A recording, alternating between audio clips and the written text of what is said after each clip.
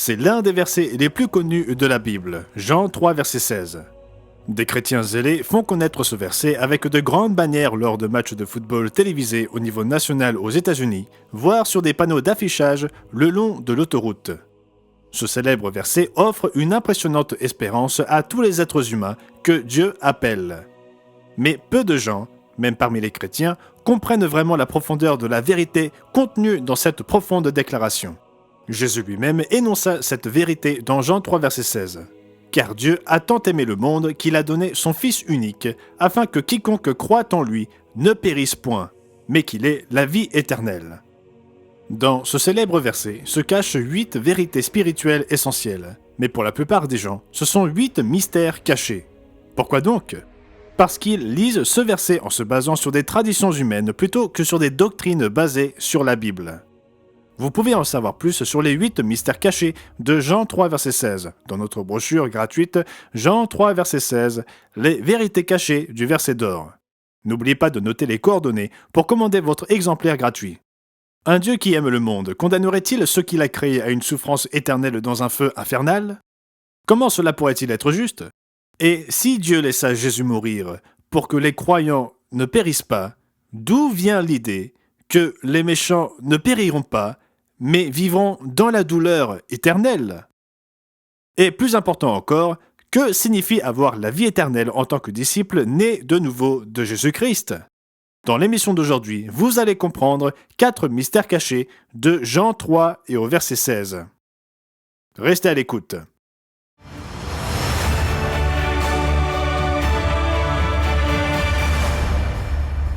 L'une des vérités les plus profondes de la Bible est énoncée dans Jean 3 et au verset 16. On l'appelle le verset d'or. Nous devons rechercher cette vérité. Mais il y a tellement d'interprétations et de croyances différentes, même au sein du christianisme.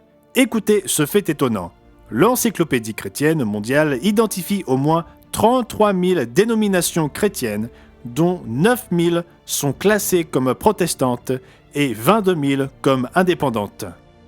Ces milliers de dénominations sont en désaccord entre elles sur nombre de leurs doctrines, enseignements et croyances. Pourtant, elles ne peuvent pas toutes avoir raison. Se pourrait-il même que beaucoup croient en un faux Christ qui n'est pas le Jésus de la Bible ? Jésus lui-même nous mit en garde dans Matthieu 24, verset 24, qu'il y aurait de faux Christ et de faux prophètes, et qu'ils feront de grands prodiges et des miracles, au point de séduire, s'il était possible, même les élus. Puisque ces milliers de dénominations enseignent des doctrines différentes, se pourrait-il que beaucoup croient en un christianisme contrefait ? Dans l'émission d'aujourd'hui, nous examinerons 4 de ces vérités et mystères cachés fascinants que la plupart des chrétiens ne comprennent pas. Et nous vous offrirons une brochure gratuite et inspirante, Jean 3, verset 16, les vérités cachées du verset d'or. Ne manquez pas de commander votre exemplaire gratuit. Cette brochure aborde chacune des 8 vérités ou mystères cachés de Jean 3, verset 16. Le premier chapitre est intitulé « Dieu a tant aimé le monde ». Il existe de nombreuses croyances différentes concernant la nature et l'existence de Dieu. Considérons donc le premier mystère caché de Jean 3, verset 16. Qui est le Dieu qui a tant aimé le monde ? Comment est-il décrit dans la Bible ? Si vous avez une Bible à la main, reportez-vous à Genèse 1, verset 1. Au commencement, Dieu créa les cieux et la terre. L'évangéliste Gerald Weston, rédacteur de la brochure gratuite que nous proposons aujourd'hui, déclare ceci. La première fois que le mot Dieu est utilisé dans les Écritures, il s'agit d'Elohim, la forme plurielle d'un mot hébreu. La pluralité de Dieu est confirmée au verset 26. Puis Dieu, Elohim, dit « Faisons l'homme à notre image, selon notre ressemblance ». Page 8. Remarquez, nous, c'est un pluriel. Mais Dieu est aussi un. Que révèle la Bible sur la relation entre Jésus-Christ et Dieu le Père ? Nous lisons dans Deutéronome 6, verset 4, « Écoute Israël, l'Éternel notre Dieu est le seul éternel. » Et Jésus de déclarer, « Moi et le Père, nous sommes un. » Nous devons donc répondre à la question suivante, « En quoi Dieu est-il un ?» M. Weston répond à cette question. Au cours de la nuit pendant laquelle il fut trahi, notez les mots précis qu'il utilisa à propos de l'unité en adressant la prière suivante à son Père céleste. Ce n'est pas pour eux seulement que je prie, mais encore pour ceux qui croiront en moi par leur parole, afin que tous soient un. » Jean 17, versets 20 et 21. Nous voyons que Jésus voulait que tous ensemble nous soyons un, mais de quelle manière? Afin que tous soient un, comme toi, Père, tu es en moi, et comme je suis en toi, afin qu'eux aussi soient un en nous, pour que le monde croie que tu m'as envoyé. Je leur ai donné la gloire que tu m'as donnée, afin qu'ils soient un, comme nous sommes un. Moi en eux, et toi en moi, afin qu'ils soient parfaitement un. Versets 21 à 23. Comme nous le verrons plus tard dans l'émission, Dieu prépare une famille. Les chrétiens devenus spirituels en naissant de nouveau feront partie de cette famille lors de la première résurrection. Aujourd'hui encore, après le baptême, les chrétiens reçoivent le Saint-Esprit par l'imposition des mains. Nous avons tous besoin du don du Saint-Esprit de Dieu, la puissance de Dieu, comme Jésus le déclara dans Actes 1, versets 7 à 8, et comme l'apôtre Pierre l'exhorta dans Actes 2 et au verset 38. Nous remercions Dieu de donner aux pécheurs repentants le don de son Esprit, qui nous remplit de force, d'amour et de sagesse, comme il est dit dans 2 Timothée 1 et au verset 7. Oui, Dieu est le Père, de qui toute famille dans les cieux et sur la terre tire son nom. Mes amis, priez pour que vous puissiez aussi avoir Dieu comme Père. Jésus nous enseigna de prier au Père dans Matthieu 6 et au verset 9. Nous avons vu que Dieu le Père et Jésus-Christ sont un. Ils sont les deux êtres actuels dans l'unique famille divine. En fait, Dieu le Père est le Père, de qui toute famille dans les cieux et sur la terre tire son nom. Et les chrétiens fidèles les rejoindront lorsqu'ils seront nés de nouveau, comme nous le verrons plus tard dans l'émission. Passons maintenant au premier chapitre de Jean. Nous avons vu que le Père et Jésus-Christ sont maintenant membres de cette famille divine unique.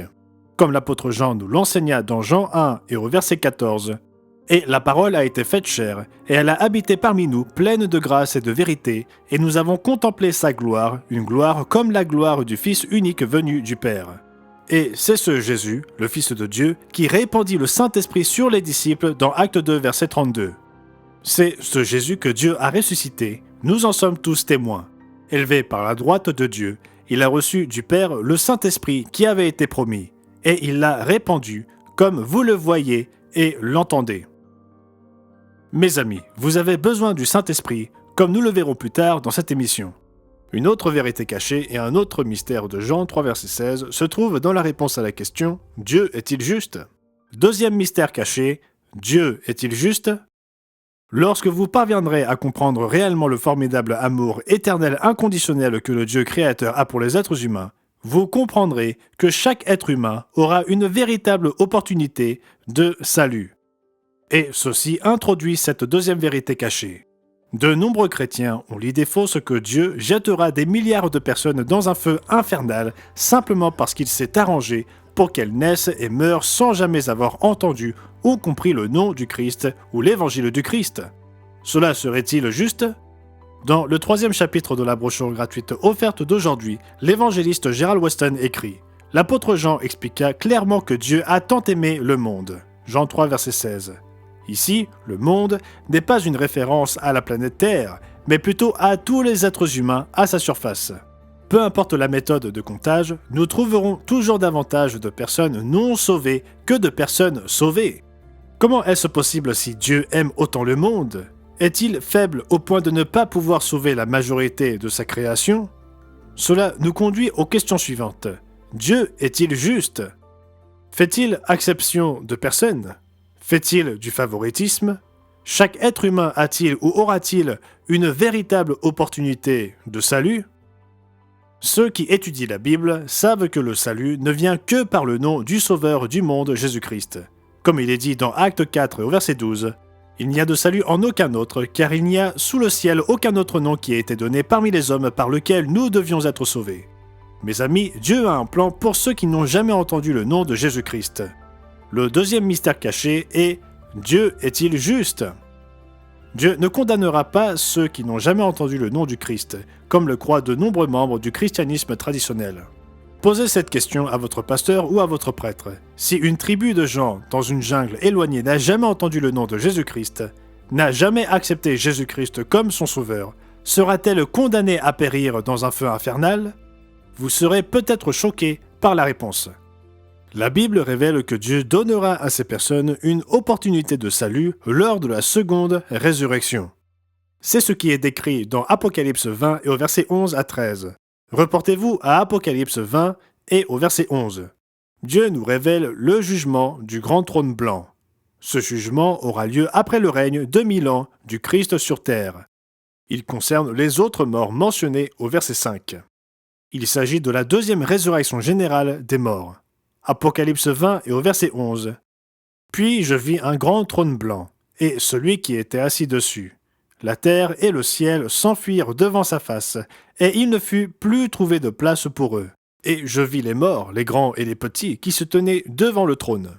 Si les morts se tiennent à ce moment-là devant Dieu, c'est qu'ils ont été ressuscités. Vous trouvez une description de cette résurrection à la vie physique dans Ézéchiel chapitre 37, le chapitre sur la vallée des ossements desséchés qui reviendront à la vie. À présent, continuons dans Apocalypse 20, verset 12. Des livres furent ouverts. Le mot grec original pour livre est biblion, d'où nous tirons le mot Bible. Continuons. Et un autre livre fut ouvert, celui qui est le livre de vie, et les morts furent jugés selon leurs œuvres, d'après ce qui était écrit dans ces livres. La mer rendit les morts qui étaient en elle, la mort et le séjour des morts rendirent les morts qui étaient en eux, et chacun fut jugé selon ses œuvres. Lors du jugement du grand trône blanc, des milliards de personnes qui n'ont jamais entendu le nom du Christ auront leur première véritable occasion de salut. Cette résurrection peut inclure des amis et des parents que vous pensiez perdus à jamais. Nous avons brièvement discuté de 2 mystères cachés dans ces vérités de Jean 3,16. De nombreuses dénominations chrétiennes fondent leurs croyances davantage sur la tradition que sur la Bible. Elles ne croient pas les déclarations claires de la Bible. La Bible est la source du véritable christianisme. Le premier mystère caché que nous avons abordé est le suivant. Qui est le Dieu qui a tant aimé le monde? Le deuxième mystère caché est Dieu est-il juste? Le troisième mystère caché est très important pour comprendre la vérité de Dieu, et c'est le suivant. Quelle est la définition biblique du verbe périr? Mes amis, Dieu est le pourvoyeur de la vie, le créateur de toutes choses. Il est celui qui nous a donné la vie. Reportez-vous au livre des Actes au chapitre 17. Au verset 26, l'apôtre Paul révéla la relation que Dieu souhaite entretenir avec chacun d'entre nous. Il a fait que tous les hommes, sortis d'un seul sang, habitent sur toute la surface de la terre, ayant déterminé la durée des temps et les bornes de leur demeure. Il a voulu qu'ils cherchent le Seigneur et qu'ils s'efforcent de le trouver en tâtonnant, bien qu'il ne soit pas loin de chacun de nous, car en lui nous avons la vie, le mouvement et l'être. C'est ce qu'ont dit aussi quelques-uns de vos poètes. De lui, nous sommes la race. Acte 17, versets 26 à 28. Puisque Dieu est le pourvoyeur de la vie, que signifie périr? Beaucoup supposent qu'ils ne périront jamais. Ils croient à la doctrine païenne de l'âme immortelle. Ils croient qu'ils ont une âme immortelle qui ne périra pas après la mort. Mais voici ce que Gerald Watson écrit dans cette brochure gratuite sur Jean 3,16. Le dictionnaire Larousse définit le mot périr comme cesser de vivre, disparaître, cesser d'exister. Lorsqu'un navire périt en mer, nous savons ce que cela veut dire. Nous parlons aussi de personnes qui périssent dans un crash d'avion. Lorsque nous parlons de sujets bibliques, pourquoi les gens soutiennent-ils une définition incorrecte du mot périr? La Bible s'accorde constamment et sans ambiguïté avec la définition classique de périr dans les dictionnaires. Elle enseigne clairement que la vie et la mort sont des opposés. Nulle part les Écritures ne décrivent la vie humaine comme un être ayant une immortalité inhérente. Comme nous l'avons déjà vu, même l'âme peut mourir. Ézéchiel 18, versets 4 et 20.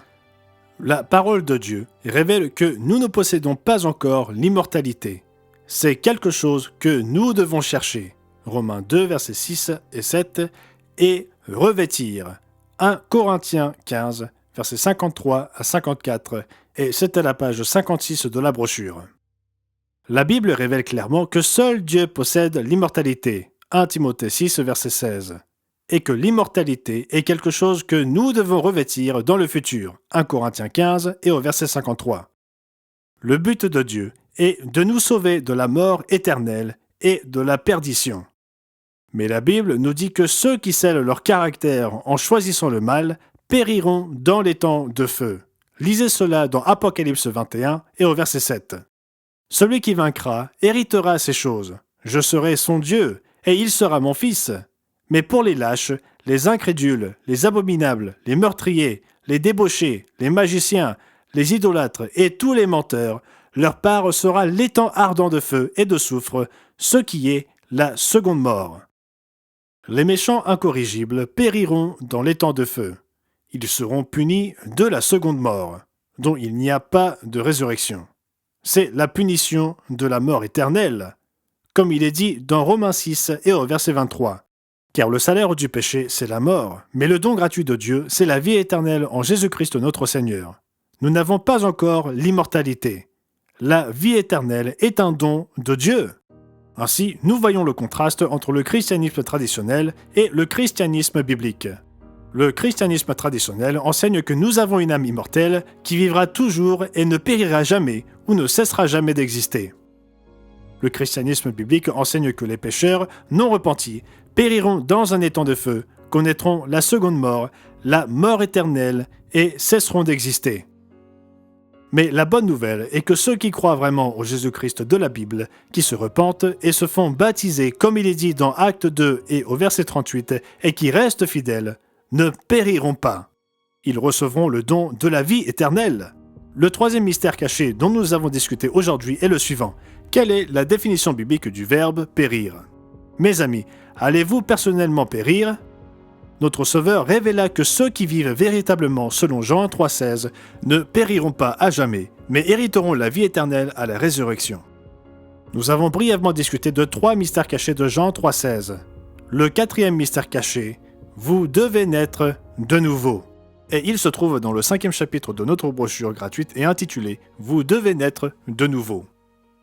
La plupart des chrétiens connaissent l'histoire de Nicodème, le pharisien, qui vint à Jésus de nuit et admit que Jésus était envoyé par Dieu. Jésus lui dit « en vérité, je te le dis, si un homme ne naît de nouveau, il ne peut voir le royaume de Dieu. » La croyance commune est que si vous acceptez Jésus dans votre cœur comme votre sauveur, vous êtes à ce moment-là né de nouveau. Mais que dit Jésus aux pharisiens abasourdis ?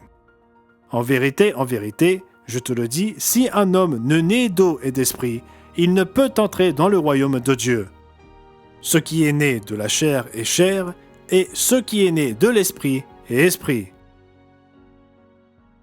Que voulait dire Jésus ? Dans le 3e chapitre de Jean, Jésus dit au pharisien Nicodème, « En vérité, je te le dis, si un homme ne naît d'eau et d'esprit, il ne peut entrer dans le royaume de Dieu. Ce qui est né de la chair est chair, et ce qui est né de l'esprit est esprit. » Jean 3, versets 5 et 6. Il suffit de se poser la question, suis-je esprit ou suis-je chair ? Les chrétiens sont physiques et seront changés en esprit à la résurrection. Lisez le récit de ce changement miraculeux qui aura lieu lors de la première résurrection. 1 Corinthiens 15 et au verset 50. Ce que je dis, frères, c'est que la chair et le sang ne peuvent hériter le royaume de Dieu, et que la corruption n'hérite pas de l'incorruptibilité. Voici, je vous dis un mystère, nous ne mourrons pas tous, mais tous nous serons changés en un instant, en un clin d'œil à la dernière trompette. La trompette sonnera, et les morts ressusciteront incorruptibles, et nous serons changés. Car il faut que ce corps corruptible revête l'incorruptibilité et que ce corps mortel revête l'immortalité. Lorsque ce corps corruptible aura revêtu l'incorruptibilité et que ce corps mortel aura revêtu l'immortalité, alors s'accomplira la parole qui est écrite, la mort a été engloutie dans la victoire. C'est à cet événement que Jésus fit référence lorsqu'il disait « Ce qui est né de l'esprit est esprit ». M. Weston explique le contexte de la déclaration de Jésus dans le 5e chapitre de la brochure que nous proposons aujourd'hui, Jean 3,16, les vérités cachées du verset d'or. Il nous faut comprendre, comme dans le processus d'engendrement et de naissance de l'être humain, la différence entre les mots engendré et né. M. Weston écrit à la page 39 « Pourquoi ce sujet provoque-t-il autant de confusion ? Dans ce passage, le mot traduit par naître vient du grec « genao ». Les traducteurs de la Bible connaissaient le grec, mais ils ne comprenaient pas les implications doctrinales. C'est pourquoi ils ont traduit en français ce mot inhabituel par naître, engendrer, procréer ou concevoir. Ce qui semble être un détail en apparence a provoqué beaucoup de confusion et de mauvaise compréhension, particulièrement au sujet du concept de la nouvelle naissance. Lorsque nous recevons le Saint-Esprit de Dieu au baptême, nous devenons un enfant engendré de Dieu. Malgré le parti pris des traducteurs, le mot « Génao » est correctement traduit dans la version de la King James en français dans 1 Pierre 1 et au verset 3. « Béni soit le Dieu et Père de notre Seigneur Jésus-Christ, lequel, selon son abondante miséricorde, nous a engendrés de nouveau en une espérance vivante par la résurrection de Jésus-Christ d'entre les morts, pour un patrimoine incorruptible et non souillé, et qui ne peut se flétrir, réservé au ciel pour vous. Notre Père céleste nous engendre comme ses enfants, et en tant que tels, nous devons aimer tous les enfants engendrés de Dieu. Oui, pour naître de nouveau, vous devez d'abord être engendrés au baptême. Mes amis, je prie pour que vous envisagiez la repentance et le baptême et que vous commenciez votre vie spirituelle en tant que fils ou fille engendrés du Dieu Tout-Puissant et en tant que frère ou sœur de Jésus-Christ, comme cela nous est dit dans Matthieu 12 au verset 50 et Hébreux 2 et au verset 11. Si vous vous êtes vraiment repenti et aimeriez recevoir le baptême biblique, contactez l'un de nos représentants au bureau régional le plus proche de chez vous. Merci d'avoir regardé. Mes amis, il y a d'autres vérités cachées dans Jean 3,16 que des milliards d'êtres humains dans le monde ne comprennent pas. Si vous souhaitez les découvrir par vous-même, il vous suffit de cliquer sur le lien dans la description pour commander un exemplaire gratuit de notre guide d'études Jean 3,16, les vérités cachées du verset d'or. Et n'oubliez pas de vous abonner à notre chaîne pour ne manquer aucune vidéo du monde de demain. À la prochaine fois.